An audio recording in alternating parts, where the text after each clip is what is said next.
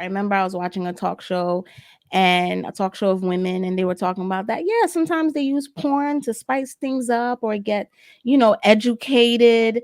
So how do we draw that line? I'm not trying to advocate to now go watch porn to spice up your marriage.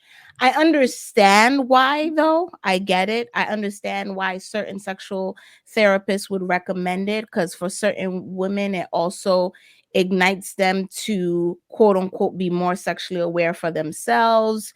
But how do we draw the line between, okay, I'm gonna watch this porn for sexual education or to spice up my marriage, but you can't go and research exactly this scene that you're watching. So how do we draw the line? Like, are we now to tell couples? Well, I would say stop watching porn, but how do we tell couples, like, find another way to spice up your sex life or get sexually educated? And I believe there are resources out there where we can obtain that.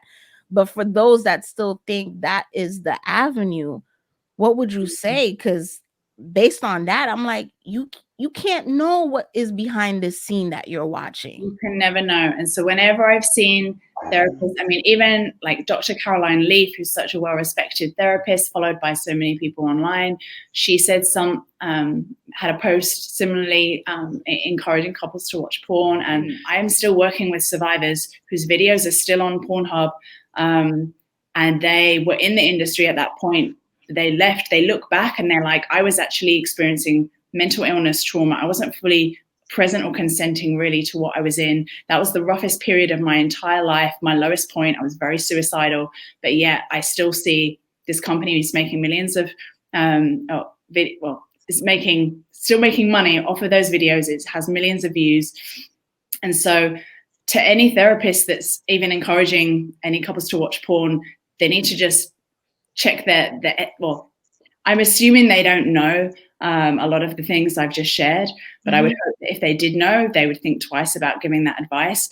The truth is that a lot of people were exposed to pornography as a child. And so the way that pornography rewires your brain, and from a lot of studies, and we're about to release a book on this very thing this year, it makes it increasingly hard for both men and women to be sexually aroused without then the visual stimulation of pornography, because they're basically rewiring their brains to only achieve orgasm through certain types of pornography, that they're brainwashing themselves. And so then when they're with a physical partner, you can go on forums of men struggling with erectile dysfunction from porn use. The use of Viagra is off the charts. There are a lot of very concerned therapists who are equating pornography use with struggles in the sex lives and relationships of couples.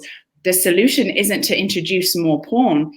For a guy perhaps who isn't able to isn't having a sexually satisfying relationship with his partner, and he's wanting to introduce porn because that's what will help him maintain an erection, that the answer is not to introduce porn of another couple or person that may not be even consenting to be in that video.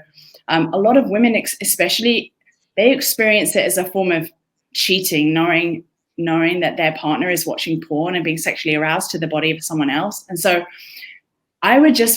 we need to come back to some fundamental questions, like, do we want as a society or as individuals to be sexual voyeurs of we watch other people having sex and that is what turns us on, to the point that we struggle with a real person, and it's much more comfortable to turn to porn because you don't face any type of rejection, there's no commitment. Like, for a lot of guys, they say it's a lot easier to have a sexual relationship with porn than a real woman. And I just think as a society, it's very sad the direction that it's going, because do we want to trust our sexualities to a porn industry that is a hyper-capitalist, commodifying industry that does not have humans' best interests at heart, does not have children's best interests at heart, that is much more hell-bent on them being financial subscribers for life, and so being hooked to their content for life.